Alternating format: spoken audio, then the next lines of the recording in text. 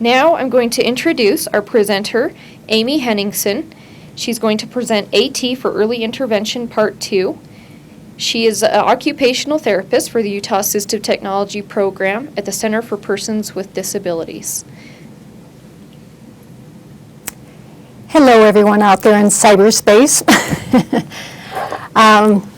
The topic, as Story told you, is going to be on assistive technology for infants and young children.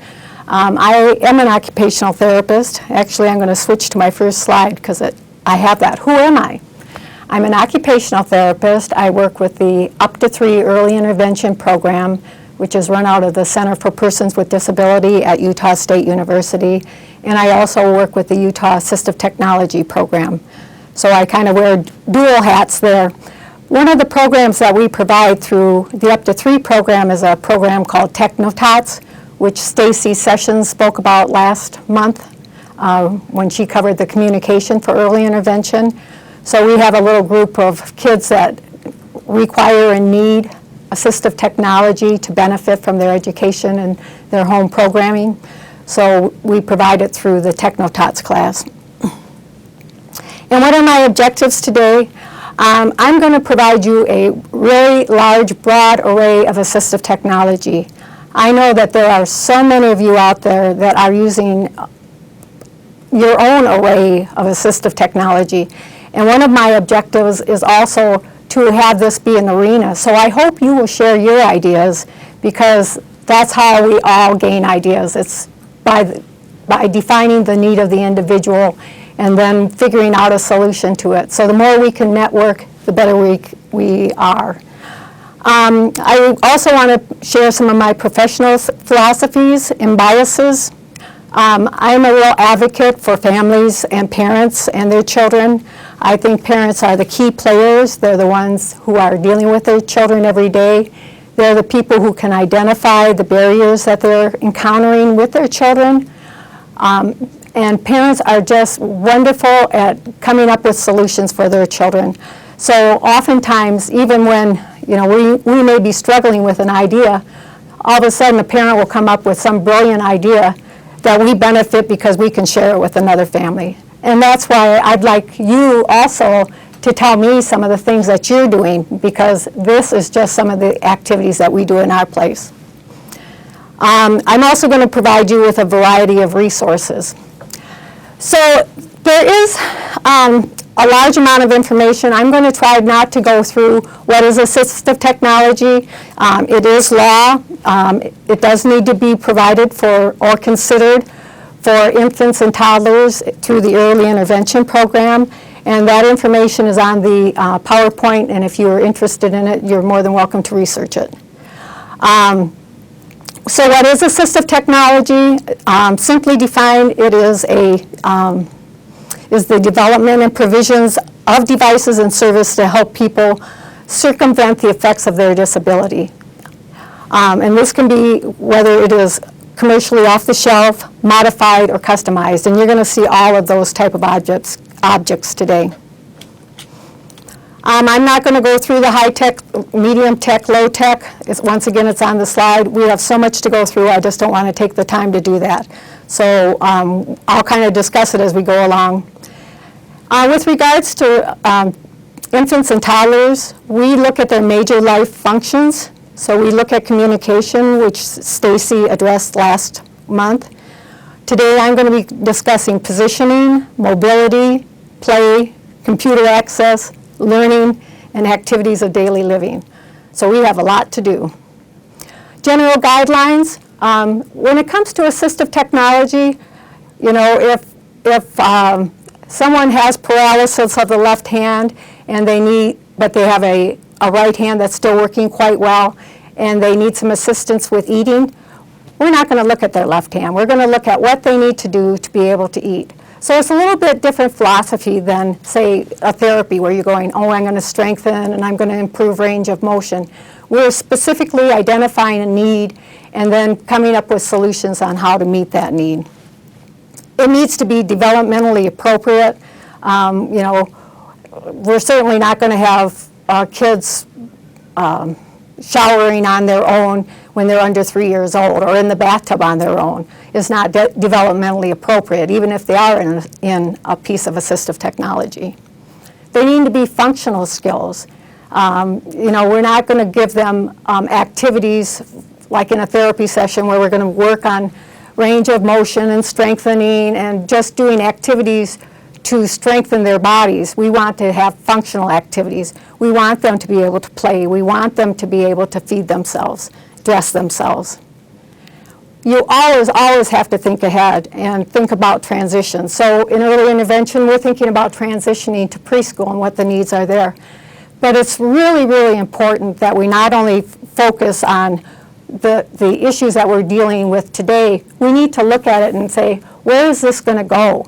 We don't want to come up with a solution that works for a short period of time and then we have to go through the whole process again. We want to think ahead.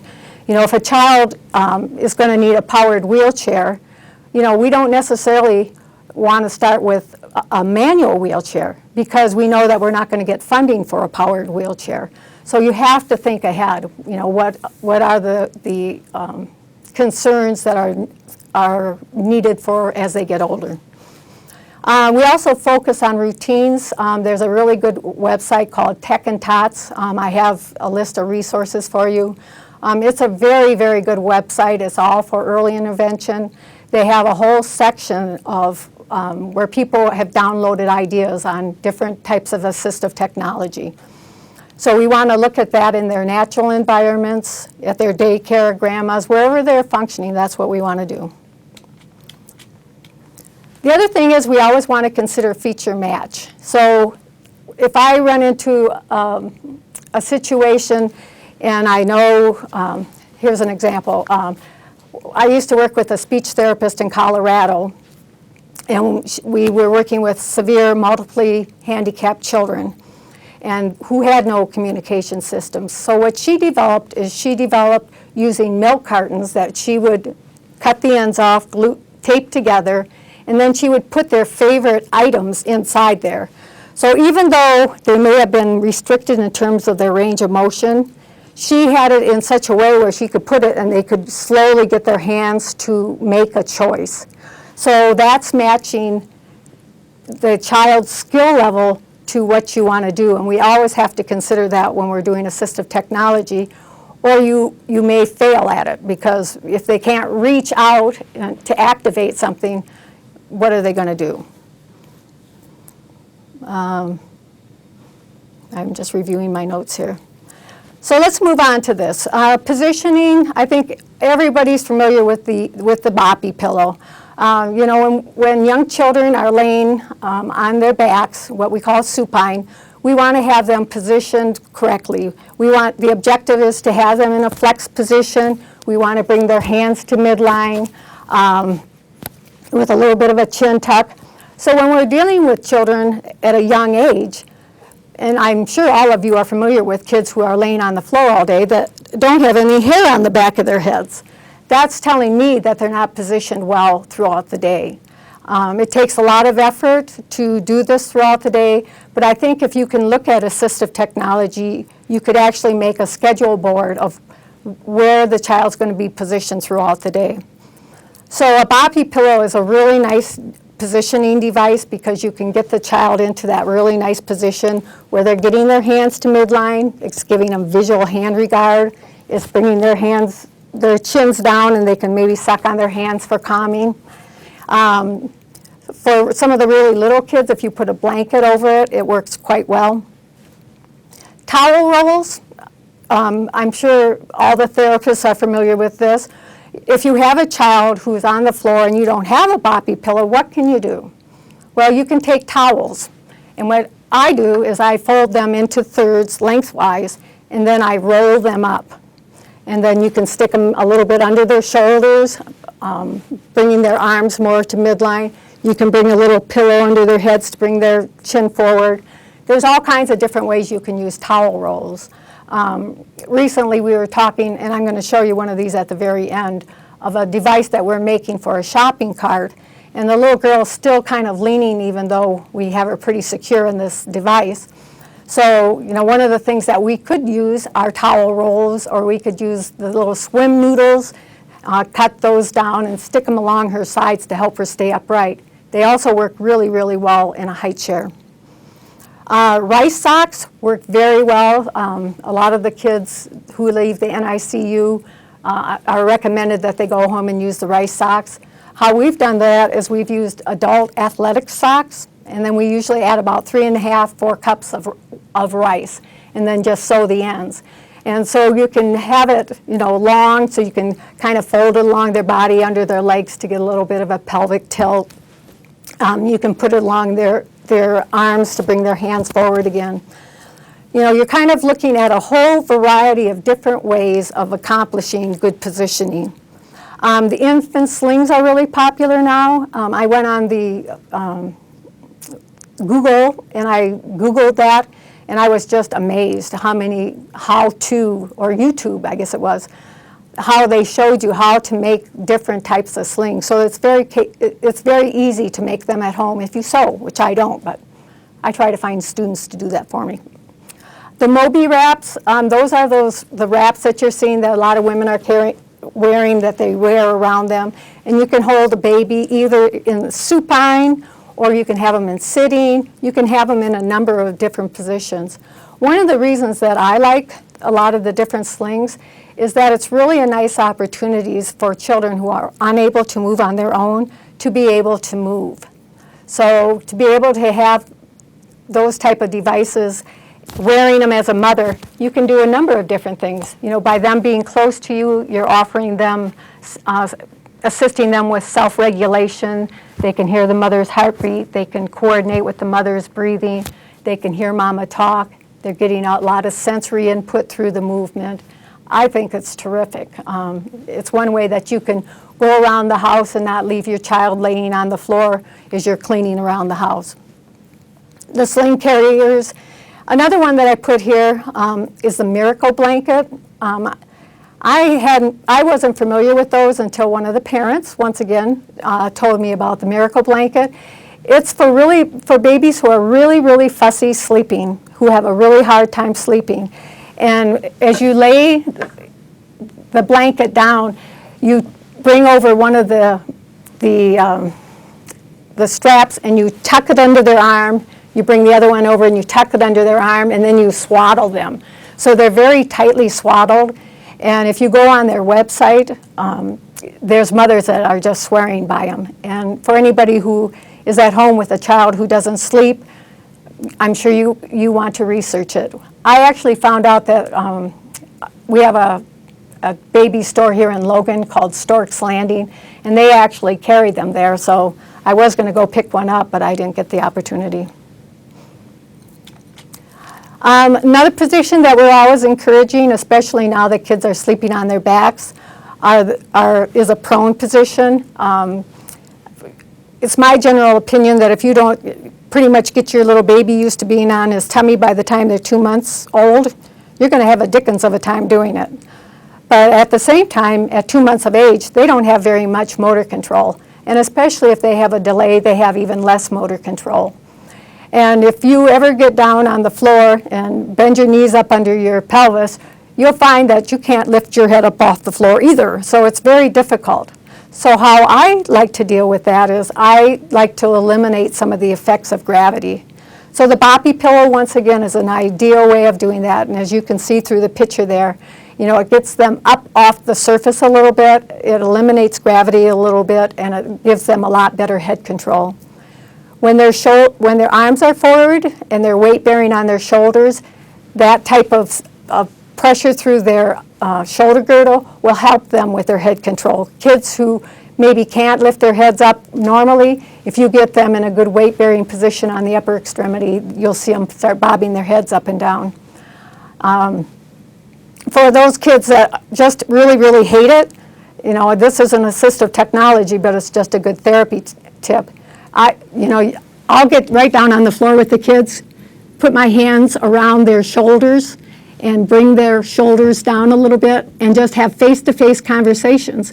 If you're one of these little babies with your face stuck to the floor, it's really not very much fun. So, if we can make it more fun for them, that's great. The other one that I like is, a really good one for the dads, and that's when if they carry them in the football style, where they're holding them under the chest and they can elevate them a little bit. That'll help them with their head control too. I'm a therapist, I can't help it, I have to give you these tips. Another one that I really like to do a lot or recommend to the parents is using the arms of the couch or a chair. If you are holding them and you have them up once again at a little bit of an angle, you're eliminating that gravity, and it can work very, very well for them. You need to get them on their tummies.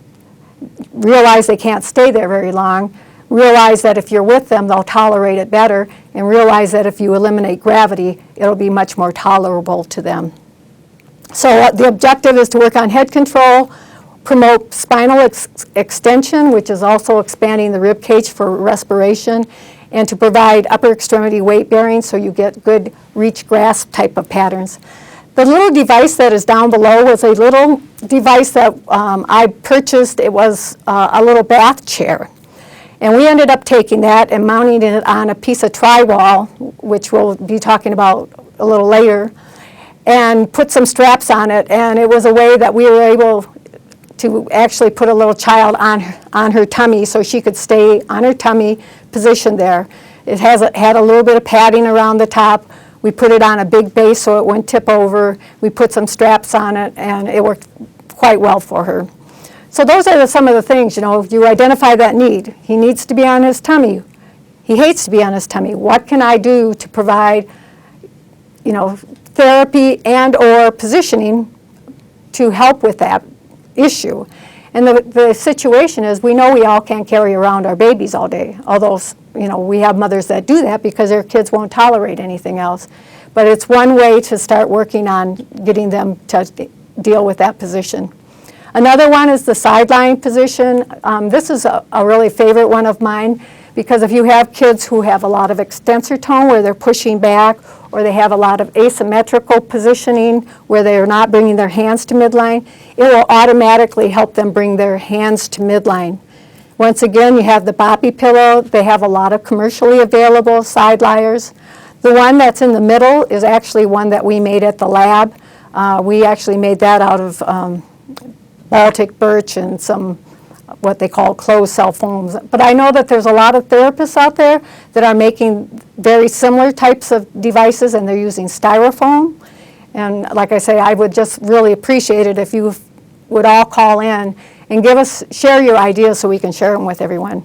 Another thing that I like to do is just to put them in sideline on the back of the couch and put toys there. And obviously, you don't want to leave them unsupervised. They could potentially roll off the couch or get stuck between the cushion and the back of the couch, and it would be a bad, bad situation. But it helps to promote eye-hand coordination and also minimizes the effect of gravity. I know I, in the past, had worked in the schools, and we had a young gal that the only time she could activate a switch was when she was in a sideline position, because she had this movement in sideline, but if she were upright, she'd go into an extensor pattern. So, trying those different positions can be helpful. Sitting, lots of different sitting positions. Once again, the Boppy. Boy, I tell you, those Boppies, we should be selling millions of them, shouldn't we? At least they come with removable covers now so you can wash them and put them back on. One of my favorites, and I don't know if I have a picture of it, we had taken one of the old bathtub rings that had the suction cups on it, and we had a child that was working on their sitting balance but was unable to sit on their own. But they had enough control where they were kind of, I call it the wobble baby. So by having a ring sitter or the ring bathtub seat, we were able to once again mount that on a piece of wood. And because of the size of it, we had to cut the vertical supports so we could make it a little larger. But then we could just sit the child in there, and we would have a tri-wall table so the child could play, just not sit there. And I'm pretty sure I have a picture of that in here. The tri-wall chairs I'm going to be showing you. A lot of these chairs that we have them, so I'll talk about them as we go along. I did want to point out that there are some really nice PVC books that come out of Colorado. And I guess you can see them either way. They're available through the Assistive Technology Partners out of the University of Colorado Health Science.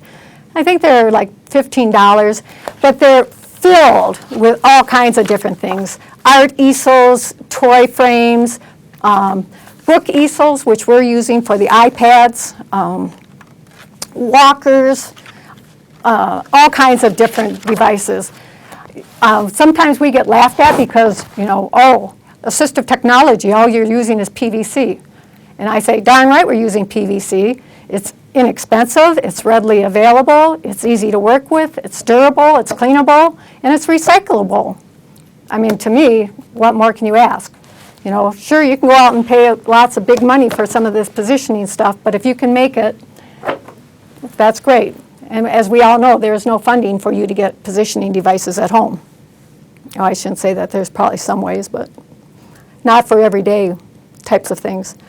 So let's go through this and take a look. The project on the, I don't know what side it is on for you, the wooden one that you see there is one of the standard corner chairs that we adapted with that board in the front.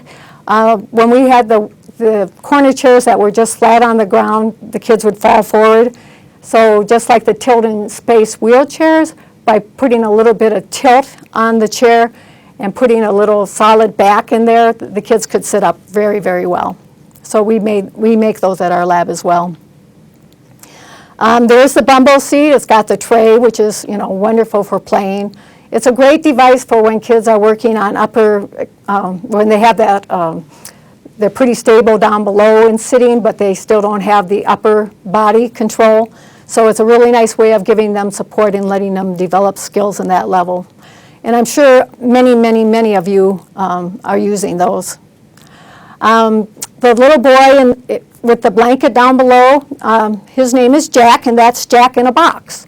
And I know that a lot of families and therapists recommend using laundry baskets, boxes, but he wasn't sitting on his own yet, but it allowed him to sit and to have all the toys in front of him so he could work on that midline control and using his hands and that eye-hand coordination. And, you can't beat that. A box, we can all get boxes.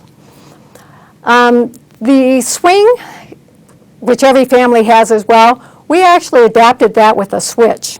And you can either use one of the PowerLink sources, which I'm going to show you later, or you can just use a battery interrupter.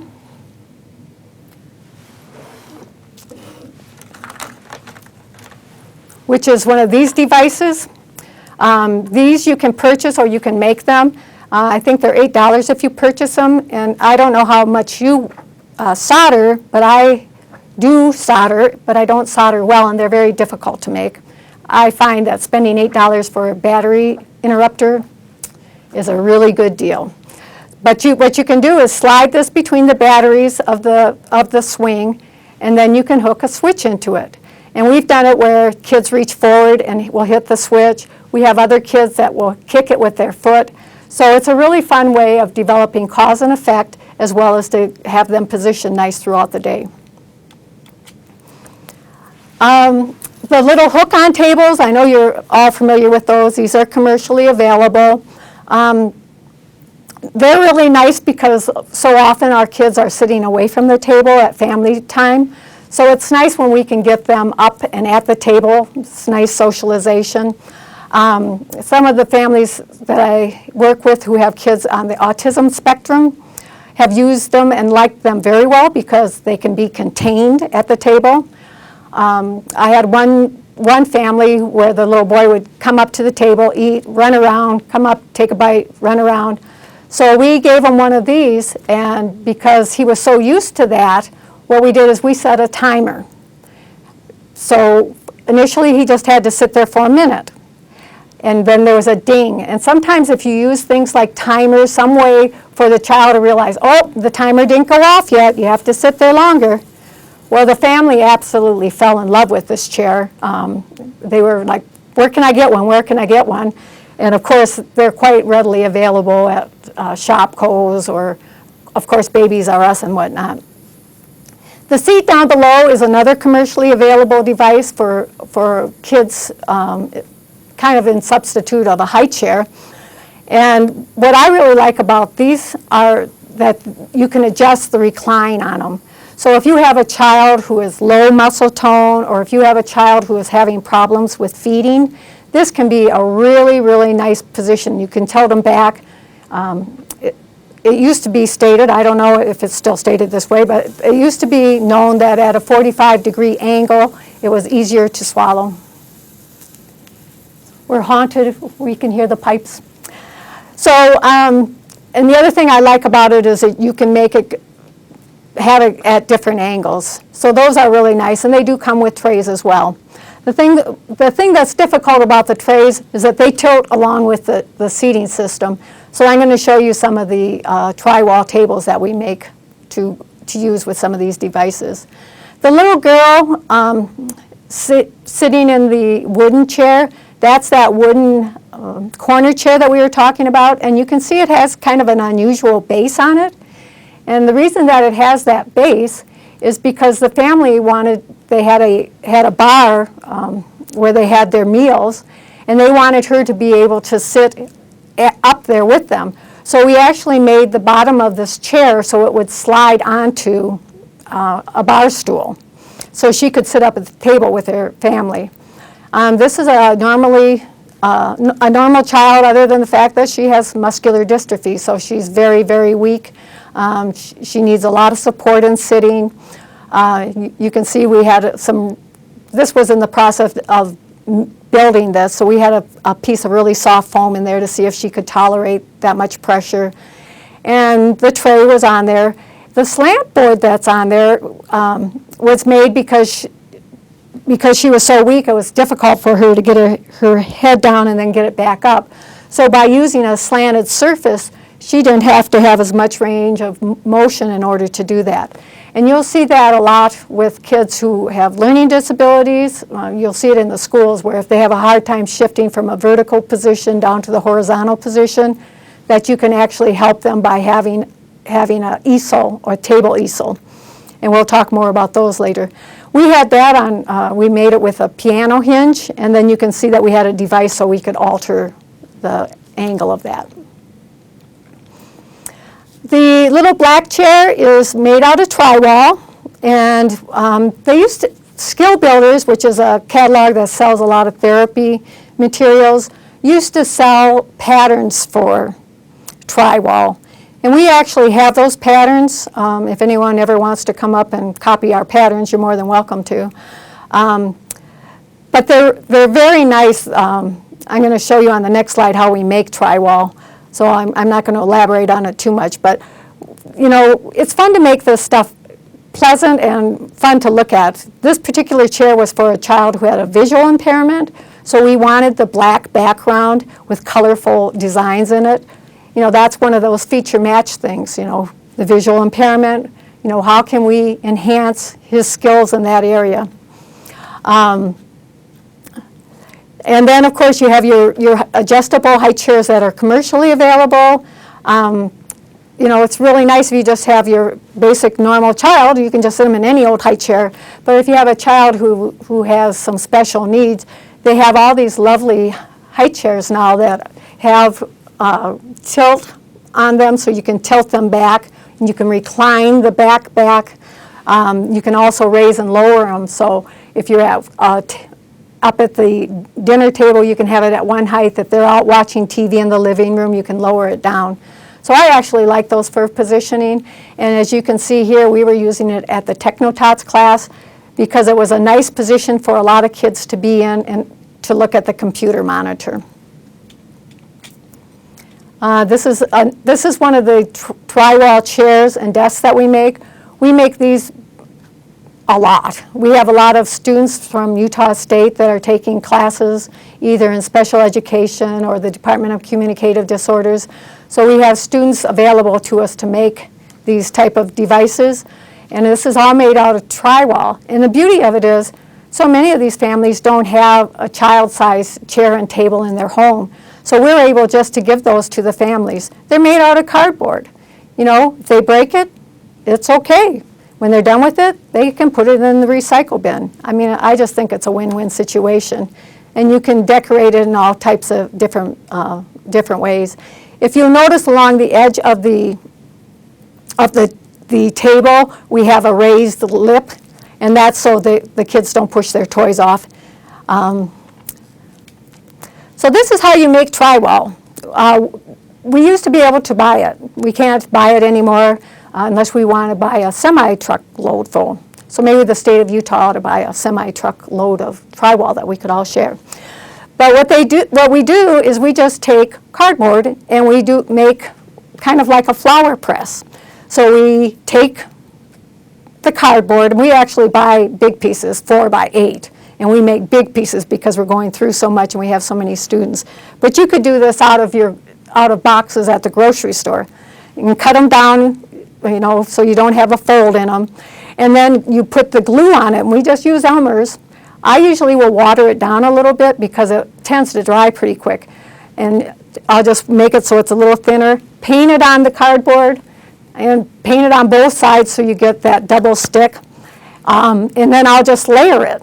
And they actually used to make designs here at Utah State furniture. The art department would have a student project where they would create furniture out of cardboard. I mean, it's very, very strong. When you start layering cardboard together, you would be amazed at how strong it is. So you go ahead and put the glue on it, layer it, and then you clamp it. And we have, like on the one in the picture here, we have 2 boards so we get more even pressure, and then we just leave it overnight. We use a little skill saw to cut out the patterns that we want. And then we use hot glue, and we can also use little 1/4-inch dowel sticks. It's not even necessary, but you can, where you can take, like where the table comes together. You can put the dowel rods through the edge into the other part, and it makes it very, very sturdy.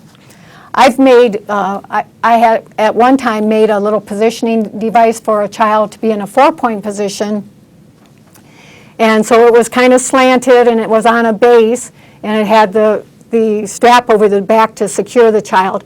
But I could literally stand on that, and it would hold my weight. It's very strong. You would be amazed. It's cheap, it's inexpensive, it's readily available, it's easy to work with, and if you mess it up, put it in the recycle bin.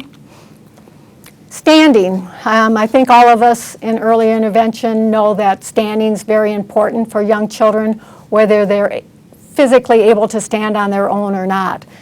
So there's a variety of standers that are available. Some are homemade, some are commercially available.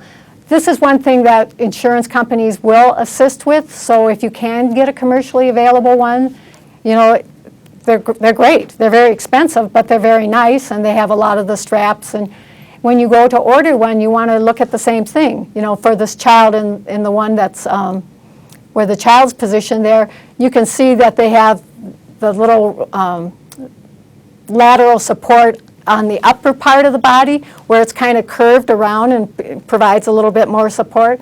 You want to know that thing. If you have a child who's flipping themselves back, you're going to want to have some type of strapping system to prevent them from flipping themselves back over. I mean, they're strapped in anyway, but you want to be looking at the features that you want for your particular child, depending on how much support they need. The one that is the homemade one, that's a pattern that's been around for a long, long time. If you want the pattern, I have it in my files somewhere. We adapted it. We felt pretty nervous about giving this out because it would just lean over a counter. So what we did is we added the C-clamp underneath so it would clamp to the counter. And then we also adapted the brace at the bottom so it would be flat on the ground. But you could actually cut that 2x4 at a certain angle if you knew which angle you wanted to use it. We were using this for multiple people, so we wanted to have that flexibility. So we had to work on our feature match. This little gal with the little red and black shirt, you're probably looking at that poor little gal looking like, holy moly, she looks really miserable. Well, let me tell you about this little gal. She was one of the most hypotonic children I'd ever met. I mean, if you were sitting there just having her sit on your lap, her head would just flop this way or that way. If you weren't supporting her well enough, she would just flop right over. She was so low-toned. But when she was up on her feet, sometimes we call it loading the feet. What you do is you get increased extension through the body. And that was the case with her. So the parents actually started here in Logan, and then they were moving to Wyoming, and they really wanted her to be able to stand. So we made one of these, and they took it with them when they moved to Wyoming. She's actually in a little seat harness. It goes under her arms, comes down and supports her pelvis, and you could just pick her up in that. So it's a way of supporting her sufficiently enough where she can do some weight bearing, but there is no way that she could have maintained all her weight in standing. And because her knees would buckle so badly, then we went ahead and added the foam strip around the knees to keep her from her knees from buckling. And she actually really liked it. I mean, you look at the picture and you think, oh my gosh. I mean, I look at her now and I think, oh my gosh. But she liked it, and this was a good position for her. And just her low tone alone, you can tell by her open mouth and her lack of tone in her face just how low her tone is. The other device with the little boy, who is now probably 25, these parents made at home, and I just thought, once again, you parents come up with the greatest ideas. They built this in their house. They secured the system to their wall, drilled the holes so this little guy could kind of belly crawl over to it, and then he would actually crawl up those little ladder runs there. And he would play in that position, and you can see there they have the toys for him and a variety of things for him to play with. So there's all kinds of creative ways of doing that. You just have to figure out what works best for you and your child. Mobility, we have all kinds of walkers. We have reverse walkers, like the little boy walking down the sidewalk. We have crawlers. That's a crawler that we actually make at the lab. It was a little different design. You can order them through the catalogs where they have a sling, and you put the child on it, and it's on wheels. The problem was that the sling was level. So what would happen with the children is they would push with their legs and do a nosedive over the front. So what we did with our crawler is we went ahead and sculpted out the front of it so their arms had room to move, and also gave them a little bit more support on their upper trunk. But we also had a screw underneath there, so we could screw it up higher or lower. So depending on how much of an angle the children needed, we could provide that to them. And then, of course, we just had, buying the casters is one of the most expensive things. A lot of times you look at this stuff and you think, how can they charge that much for something like that? But when you start making them, you start figuring it out. But the issue for me is, I'm doing it for lots of kids. And fortunately I have students to help me because so many therapists don't have that type of assistance. So what can you do? Well, as a parent, you can do a lot for an individual child, and you can make things for your own child. The other thing is, and I didn't do it as much as I should have before I worked at the assistive technology lab, look in your community. There are so many people that are gifted woodworkers or welders. There's so many people available to you. Look at your high school wood shop.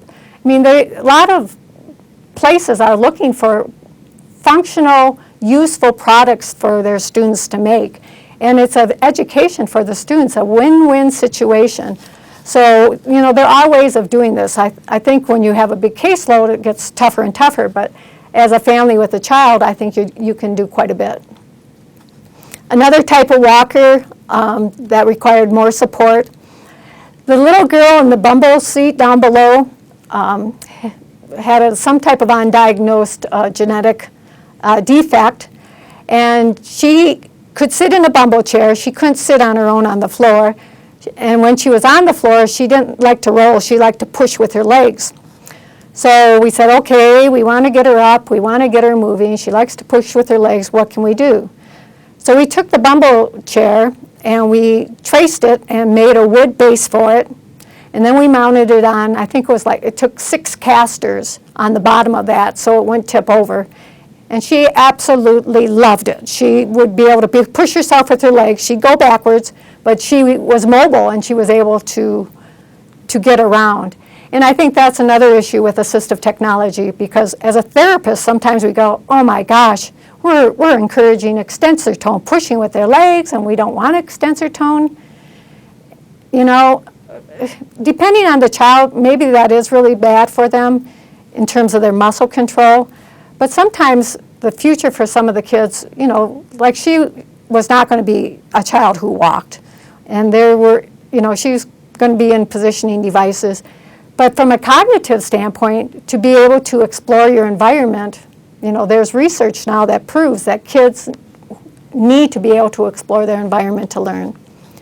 And then, of course, we have the commercially available bicycles that are available. We adapt a lot of bicycles in our lab, and I have some pictures of those further ahead, too.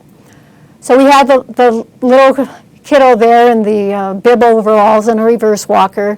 The little gal with the basket on the front, that's a forward walker. And the reason I put this picture in here is I wanted people to think about what you can do, you know. I mean, who wants to just walk around with a walker? But if you can walk around and put things in your basket, or if you have a bell on it, a bicycle bell on it, or if you have streamers on it, it just makes it more fun. And a lot of times we need to look at how other kids perceive our kids. I used to have a child that I did foster care with who had athetoid cerebral palsy, and he could walk with a walker, but he was totally independent in a scooter. Well, I'll tell you what, when he went to school with a little pony scooter, I'll tell you what, the other kids thought he was like the coolest guy in town. Can I have a ride?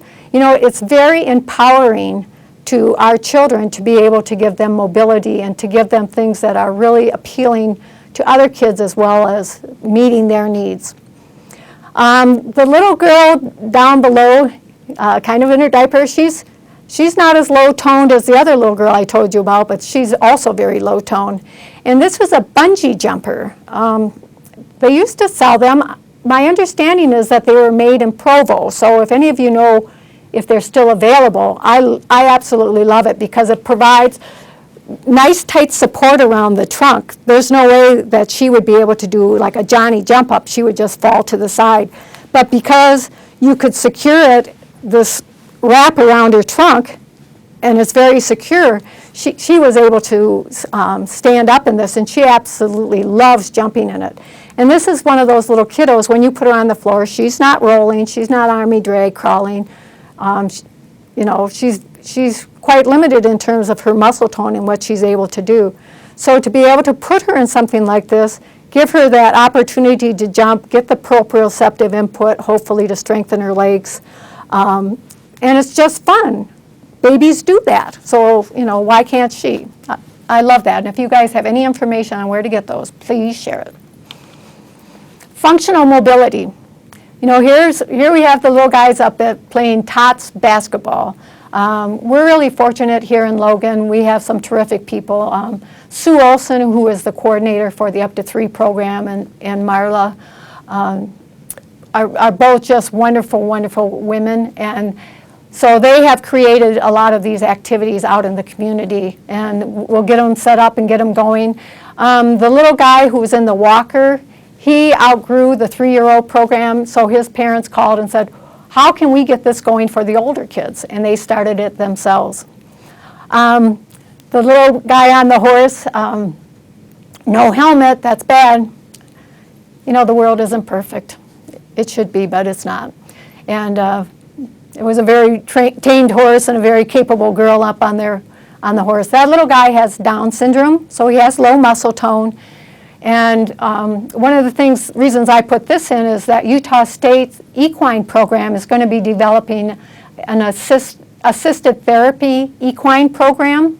It's going to be probably starting in, I think they're looking at 2013. So students that attend USU can go through this program and become certified to become assisted therapy individuals. Which is wonderful because there are so many children that absolutely love riding horses. It's one of the few activities that you can do that simulates walking, and it's just a wonderful activity. It's like everybody else is doing it as well. So that's really exciting to me. And I just think this mom is awesome. I mean, she had that little boy in swimming. She had the neighbor girl giving him, all three of her kids, horseback riding lessons. The three boys that are walking there, once again, here he is out in the community using his walker. I have another mother that takes the walker to the grocery store. I mean, it's fun to get out and do that stuff. I mean, it doesn't have to be everyday exercise, throw the crazy thing in the trunk and take it to the grocery store. I was in the same boat. I did it with my foster son. It's a lot of work, but well worth it. And so here he is out with his brothers walking around, gets down, plays with the rocks, so on and so forth, riding his bicycle. And the fellow down below is one of our senior citizens who comes into the lab and assists us. And right there, that's just a commercially available bicycle, and he's just putting the foot pedals on it. We also do a lot of tricycles where we extend the back and put trunk supports on them so the kids can maintain an upright posture. There's a lot of different ways to adapt bicycles. Taking the plastic chairs from the schools, taking those off and using those as a seat on a tricycle. There's all kinds of different things that you can do. Powered mobility, I just can't say enough about powered mobility. I think now people are just accepting powered mobility, but it used to be, for a long time, that was like, well, we don't want to give them powered mobility because they're not going to want to walk. And it's kind of the same thing that you've run into with augmentative communication.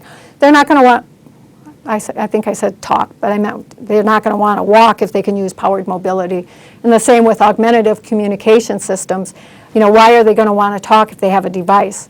Well, if you have the chance to be in a powered wheelchair, or if you could get up and walk across the room and get yourself a glass of milk, what would you do?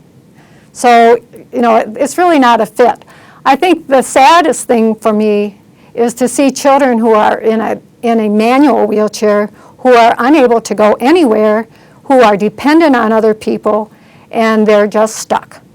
They're stuck on wanting people. We all know about learned helplessness. Where do they get it? I can't do anything on my own. I have to sit here. Or, in the school environment, when I worked in the school, well, we want them to get strong, so we're going to let them propel themselves down to the cafeteria. Well, so his classmates aren't in the cafeteria anymore because they already went down there, got their lunch, ate it, and are out on the playground. But Johnny, he's still sweating it getting to lunch. I think there's a time and a place for different activities, and I think we need to put ourselves in their shoes. And, you'll hear this more frequently now, but I totally believe it. Did you walk to work today? Did you walk to the grocery store? I don't think so. I think you probably got in your car. But you know what? You'd be a lot healthier and a lot stronger if you would have walked. But you know what? We don't always do that. But we do go out and exercise and walk. So we need to look at that for our kids too, which will fit into some of the schedule boards we're going to talk later. They have all kinds of really cool wheelchairs now. They're hard to get, but the one down below will actually lower a child down to the floor. So if you have a child who's unable to get up and stand but's got enough mobility to pull themselves into that chair, they can get in and out of that device on their own. They also have it so it can actually go up into a standing position and can be driven in standing. Parents will say, well, my kid doesn't get to drive the car when they're 3. Well, no, but if your 15-year-old wants to drive, you let them drive with supervision. So maybe getting a powered wheelchair and supervising your child while they learn to use mobility is probably not so bad. These are 2 of the kids that have been in the Technotots program. We have a couple hand-me-down chairs, and for people who are in early intervention, there's a lot of people who don't need their old little wheelchairs. And that's what we do. We start pulling in all these wheelchairs, and then we try to fit them for the kids. What we have found really useful when we're starting the kids in powered mobility, as you can see the little boy in the red shirt, he has some type of neurochemical disorder. It's undiagnosed, smart as a whip, very, very weak. And he's actually kind of a classic story for me to share with you. But look at his face. I mean, look at his face. He's like, this is way cool. So what we do is we just let them sit on their parents' lap. Number one, they're not frightened. Number two, their parents can position them, as well as a lot of positioning devices that we can put them in for a learning experience. And she can be right there with them to reassure them. So that's a switch that just allows the chair to go forward. That basic cause and effect. I can push this switch and it will go forward. Some kids that get in there and they just are so happy. Others, the chair moves and they're frightened. They haven't had the opportunity to move and it's really frightening to them. So it's kind of nice to have the parent there with them. The story I want to share with you about this little boy is we got him a very nice powered wheelchair by the time he got out of the Up to 3 program. We already had a powered wheelchair for him.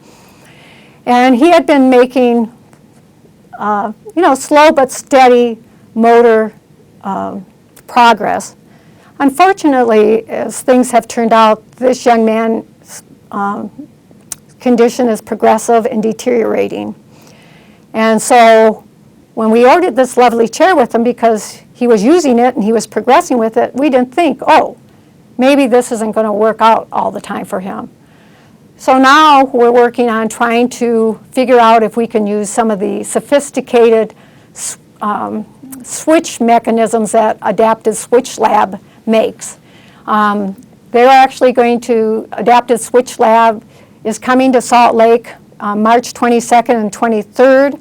They're going to be doing a 2-day training on their switches and how to interface them with the different wheelchairs. It's going to be a hands-on training, CEUs, and a certification, and there's no cost to it.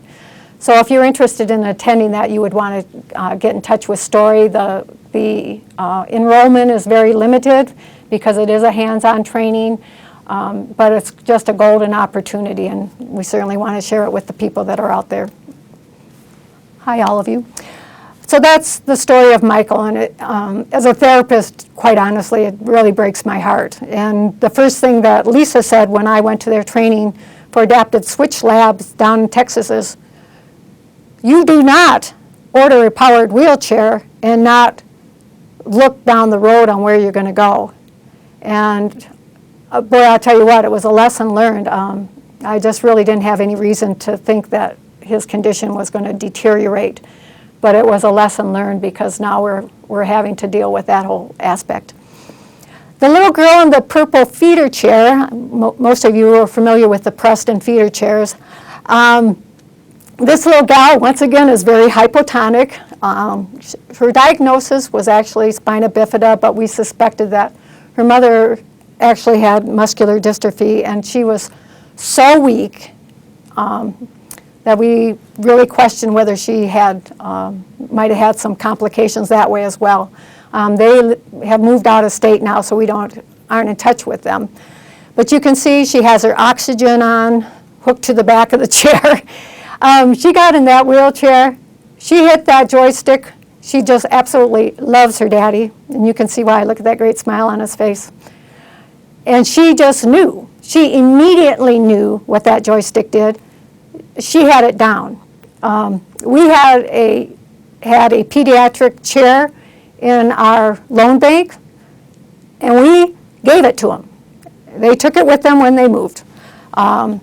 Because the goal of the TechnoTots program in terms of getting kids into powered mobility is to give them the experience so when they get ready to order a chair, if they can indeed do powered mobility, that we will have the justification that yes, indeed, they do operate a powered wheelchair. And one thing I should say about Michael, it didn't take him very long before he was operating a standard joystick. This was one of the first times that he was in a powered chair with a switch.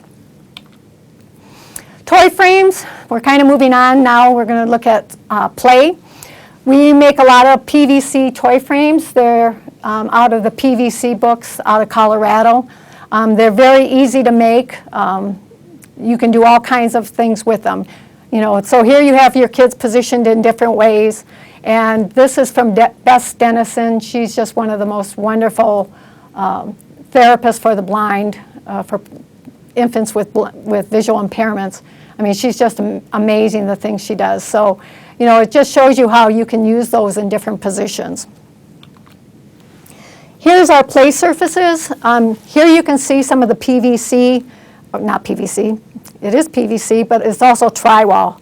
The black tray, I mean, when we paint things black, it's not because we're really dull, boring people.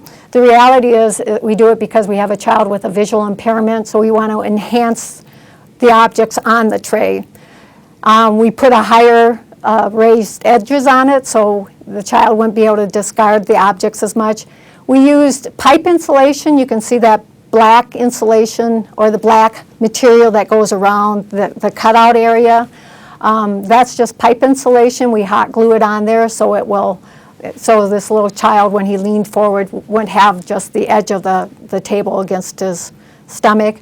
You can see on the other one down below, that the blue table, you can see the cutout, and you can see how we added the PVC legs to it.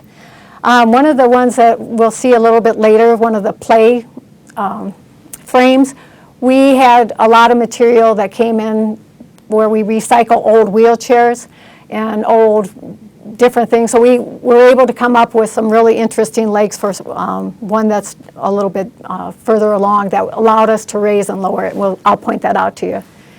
So, you know, once again, you know, it's really easy to say, oh, you need to position your child in this or that chair. But, you know, that's not the point. The point is to give the child an opportunity to interact with their environment. They need to have a play surface. So, like I say, you know, providing Tri-Wall seats and chairs are just excellent. Oh my goodness, we're running out of time already. I knew this was going to happen. The trays that are available through that, I got a tray just like the one down below on the dollar store. PVC, it's very easy to use, easy tools. You use acetone to remove the black labeling on it. It won't come off any other way. I've tried sanding it off. I tried bleach. I tried Clorox. I used everything. Acetone, don't use it if you have fake fingernails. It will take your fingernails off. That's why we have the glove there. So if you're interested in that, there's also a really, really nice PVC manual that's online that you can get. So play toys. You know, we know all about all the commercially available toys that are available. So I'm not going to spend a lot of time. If you have any of the catalogs, you know, this is one of your basic switch-operated toys. And, you know, this is the answer to everything. Well, we're going to get them a battery-operated toy. It's a cute bunny. I love this bunny. I have this really cool switch that has textured. It's kind of slanted, so I'm going to be able to activate it quite easily. And I'm going to have the bunny go. Here he goes. He's going to hop.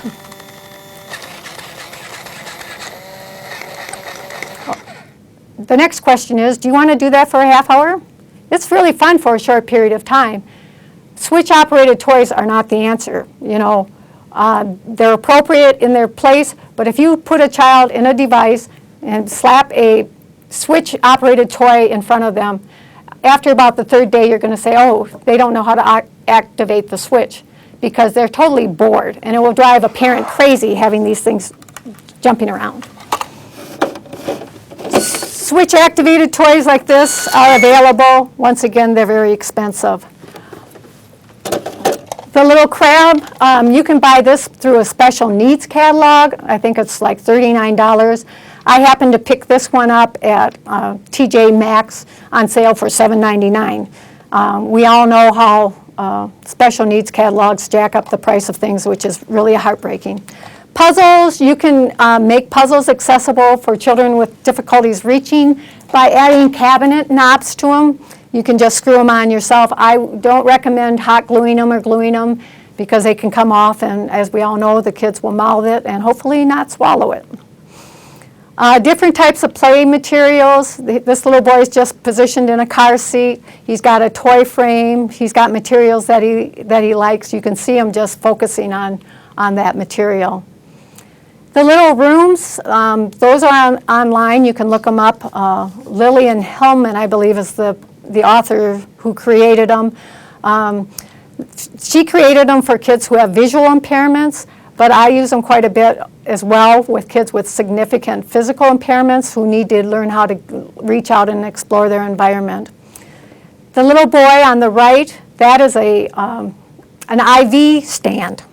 So we took an IV stand and we adapted it so this little guy could be positioned and have that toy and reach up and bat at that. This is the toy frame that I was telling you about, that we use the little push button connections that will raise and lower. So that toy frame can be raised and lowered. Obviously, the commercially available toys like the little push and go toys are terrific. Those are great to use. We also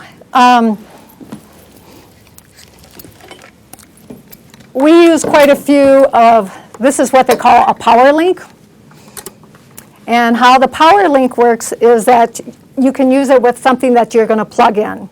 So we plug the switch into where the designated spot, switch 1. We plug the device into it, and then we can use a variety of different methods. We can make it so that it's direct, so if I hit it, it goes on. If I take my hand off, it goes off. Or I can put it on timed. So if I have a child who maybe is accidentally bumps it and I want him to be able to have attention to that, I can hopefully get their attention and have them inadvertently hit it again. So you can have it on an intermittent rate. And there's also what they call latch, and if you hit it, it goes on. If you hit it again, it goes off. So these are quite expensive. They used to be $250. I think they're $300 and something now. But if you have kids that have significant limitations, you can plug lamps into it. You can plug their radios into it. There's all kinds of different things that you can do with that. Magnetic trays, we use magnetic trays quite a bit.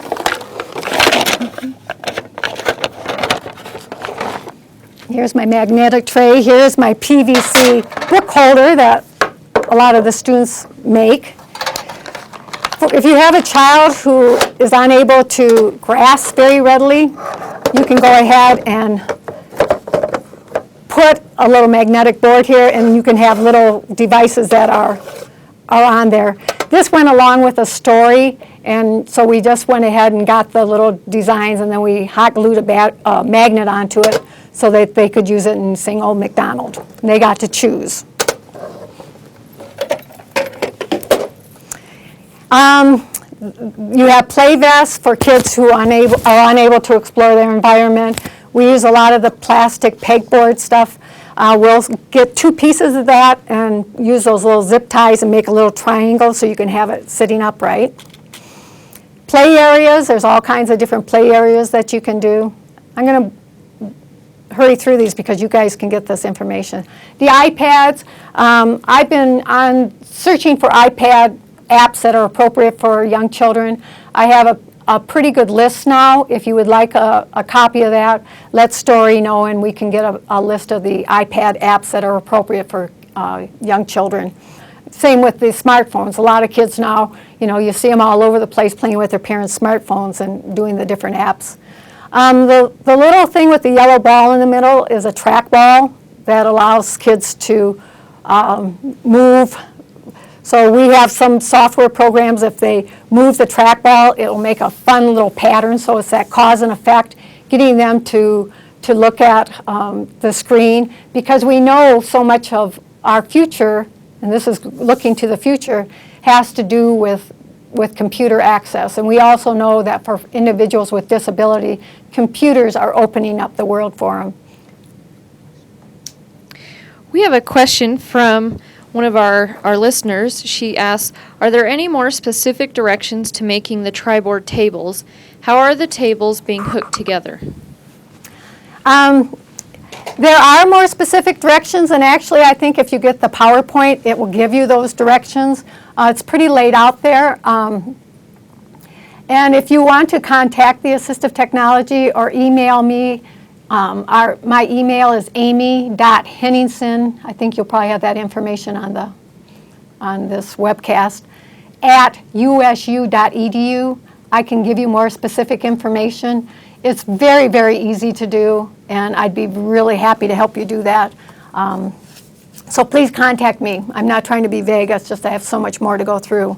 but please contact me. I'd be more than happy to help you. The computer screens now with all the touch screens, as we know, are just wonderful. We are using quite a few of those.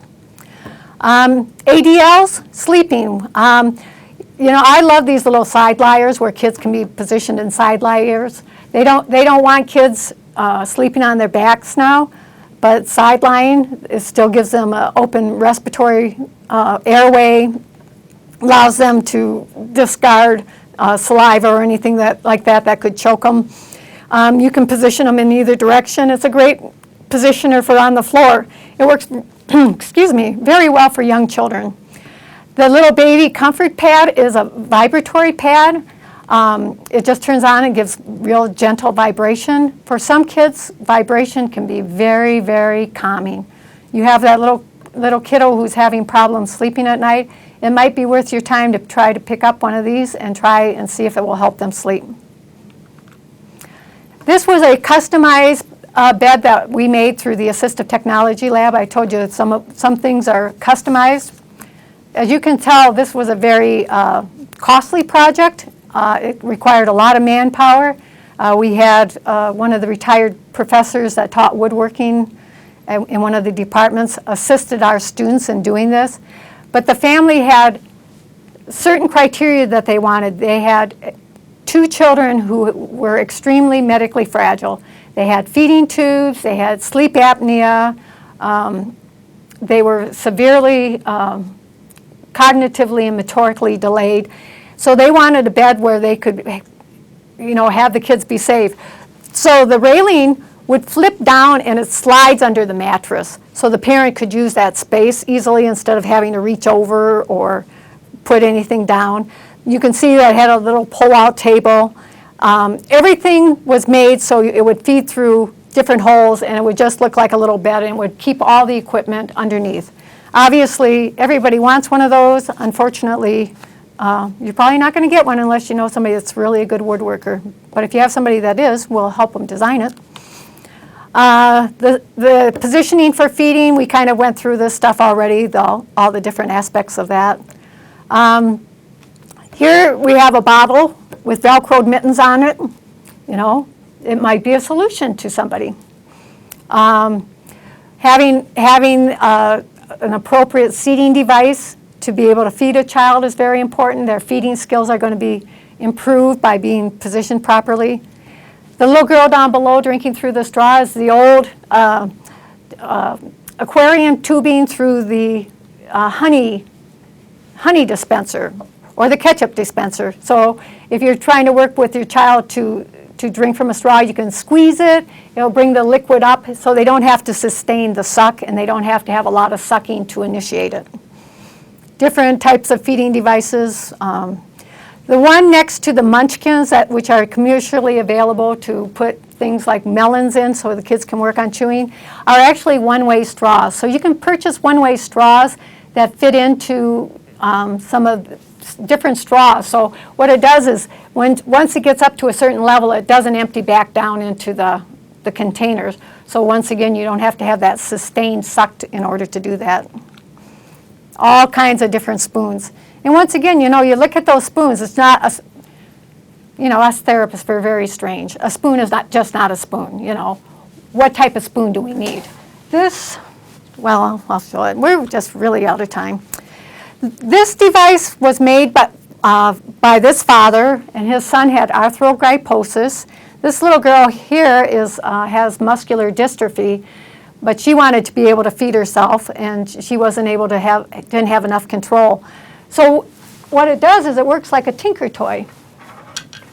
And so you could change the angle and direction of the feeding tool however you wanted it. It's very creative, and I'd probably put this in plastic, dip it so it was a plastic covering over the spoon because it's kind of sharp. But it worked for his son, and he's a very, very independent fellow. I just think it's just another idea where there is a need and intervention. This was for a little boy that used to throw his utensils all the time, so we just did the pegboard. We attached the bowl to the pegboard. We used the key ring things to hook the utensils on, and we Velcroed that right onto his tray. Guess what? He didn't throw his utensils anymore.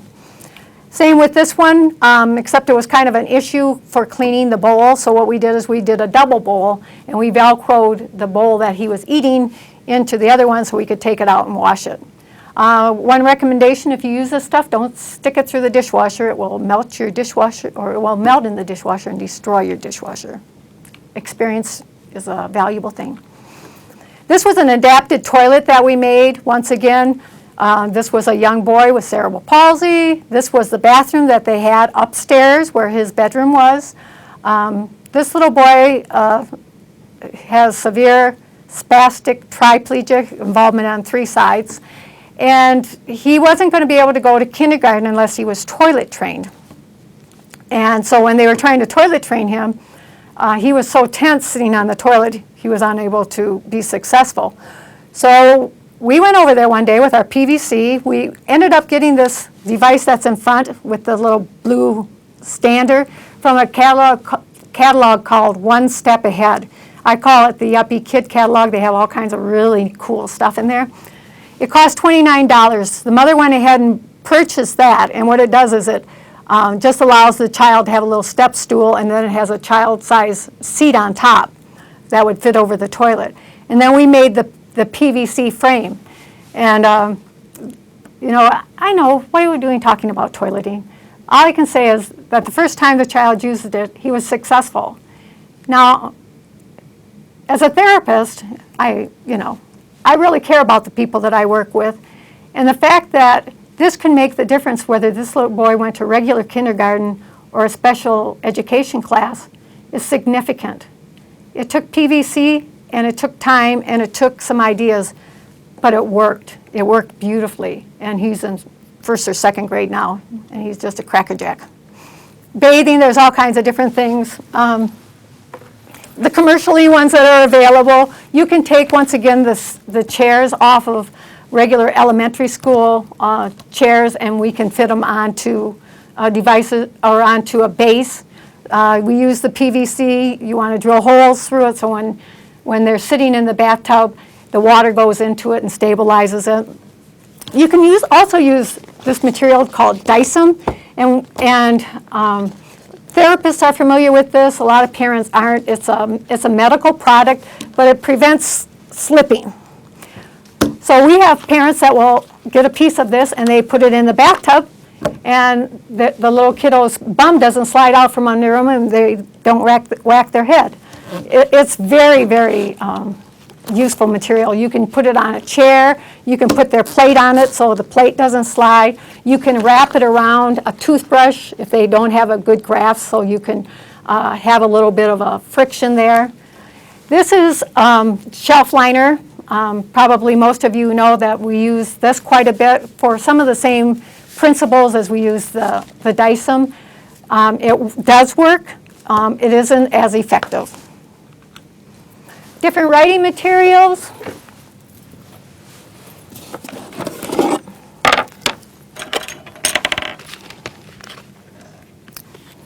Boy, do we have different stuff now. You can get alphabet stamps.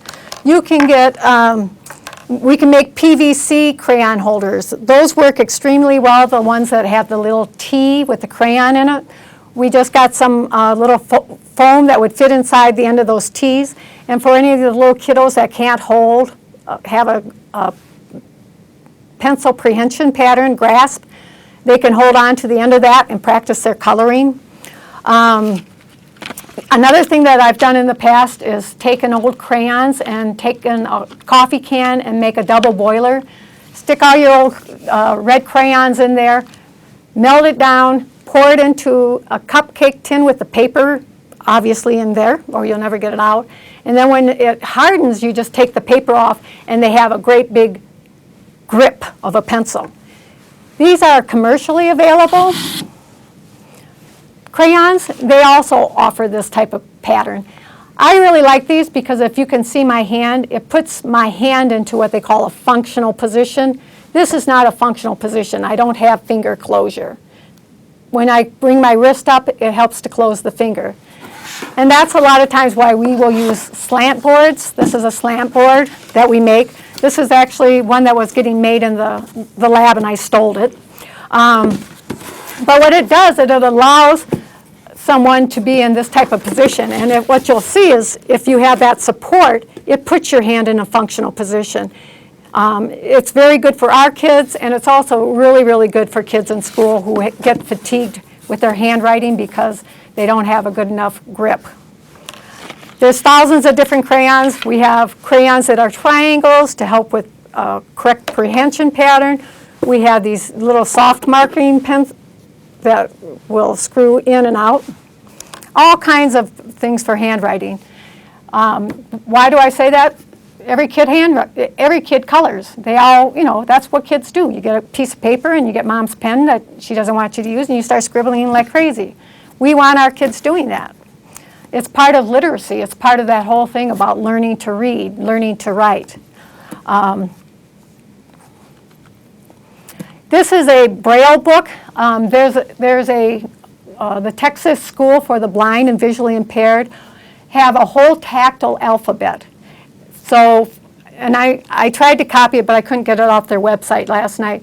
But for example, maybe all the nouns are round, all the verbs are triangles. So they have shapes that represent certain semantic, is that correct, you speech therapists? Semantic relationships, and tells them what type of word you're speaking about. But then what you do is they glue representations onto it. So they've already established a whole vocabulary using this tactile Braille, and it's on their website. This mother was absolutely phenomenal. She had the big letter because her son had some sight. She had the tactile representation. She used the little pegs up above and the holes to start teaching him Braille. This mother was just phenomenal. She also had squeaky shoes for him because he wasn't able to, it took him a long time to learn how to walk.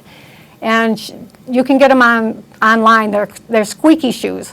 And when they walk, every time they take a step, they squeak. And he just loved that, so it really helped him learn to walk. Books that are available commercially that you can push the button, it tells you the word. The book down below has Braille. I think most of this stuff you'll be able to go through. I was told I have 5 minutes left, so we're kind of at the end of our time. And I have so much more to show you, but we're not going to do it today. These are little books that we make for all of our kids in Technotots. We make each of the kids their own personalized books. We use digital pictures of family members to represent it. As you can see in these pictures, we put the word, we put the sign, and we put the board maker symbol, because we want the parents, even though they may not have a real fluent sign language vocabulary, to be able to have a cue system for the parent to be able to show their child eat or drink. So we make those for all the kids. We laminate them, and then we just, you can put them in notebooks. You can bind them however you want to do. I'm just going to finish by saying need inspires the innovation. This is that little gal that's quite hypotonic. This mother has quite a large family. She has a new baby sister who is younger. And one of the things that this mother wanted to do from Technotots was to be able to go shopping. And so in the One Step Ahead catalog, they had these covers that fit over the shopping carts for the germophobic mothers who don't want their child to touch the shopping cart. So I happened by chance to see one at Walmart for a much lesser price. So I went ahead and picked it up and we tried it, and it didn't work. It didn't offer her enough support. So then what we did is we went ahead and modified the back. We put a piece of tri-wall in the back to make it higher, and then we developed this strapping system. And the blue strap is actually the strap that is on the shopping cart, so it really stabilizes the whole thing. This mother is just so happy. The first day I called her and said that we were working on this, she said, "I can't thank you enough." She said, "I just came back from shopping and I was just having a bad day, and Thea can't sit up on her own, and she was falling, so I was having to put her in the shopping cart, and then I had the baby, and then I had another one running around, and she was just fried. And you know, shopping's a huge issue for parents. If any of you have any other suggestions for when you take your kids shopping, I would love to hear it because it's a big barrier. But this is one solution that we came up with, and we're still refining it, but it definitely worked, and we have a very happy mother and a happy child as well. So thank you so much. I'm sorry I had to hurry through so much of that, and we had much more that we could have covered, but come on up to the Assistive Technology Lab. We could have a one-day make and take it session. Thanks, Amy, for that presentation. And just to add to that, for those of you who have suggestions for the AT Lab or Amy, or would like to have suggestions given to you, you can contact us at the Utah Assistive Technology Program on the USU campus in Logan. And one of the best ways you can do that, you can check out our social media, Facebook and Twitter. That's a great way to interact with us. And I'd just like to remind you to take the evaluation about the training. That link is on the left side of the AggieCast page. That really helps us know what to do for future trainings as well as how to improve them. Story, can I add one other thing really quickly? I shouldn't be doing this, but you know, I'm a radical therapist and I'll do it. What we do a lot of times for kids, we're making PowerPoint books. We're taking pictures of families, doing activities. We had one family that got everybody, all the pictures of the family members, and they were talking on the PowerPoint. And we adapt mice. We have a way of adapting the mouse, so you can plug a switch into this, and as a child hits the switch, it progresses the picture. This is called a mouse house, where you put the mouse into this container that we made out of drywall, and as you push on it, it activates like if you were pushing the space bar on a PowerPoint. So it's one way of developing literacy, cause and effect, all kinds of wonderful things, but I didn't want to miss telling you about that. Sorry. No, Amy has all kinds of great tips, so like I said, make sure and contact us if you'd like more information. And please, before you log off, let me tell you that this training is going to be closed caption and available in DVDs as well as in a YouTube video format. And I'll be sending an email about that shortly, probably later next week. And also you can check out our previous trainings in our archived section on our blog, which is Utah AT Program at blogspot.com. And also, we'd like to announce a couple of future trainings, one of which Amy mentioned during the training. On March 21st, we're going to have an online training called Alternative Input and High-Tech Switch for Power Mobility, and that will be by Lisa Rotelli from the Adaptive Switch Lab. Also, as Amy mentioned, we'll have the in-person training on March 22nd and 23rd, and that will be in Salt Lake City at the Utah Center for Assistive Technology. And as Amy mentioned, enrollment is limited, so RSVP is required. I'll be sending information out about that shortly so you can RSVP. And thanks.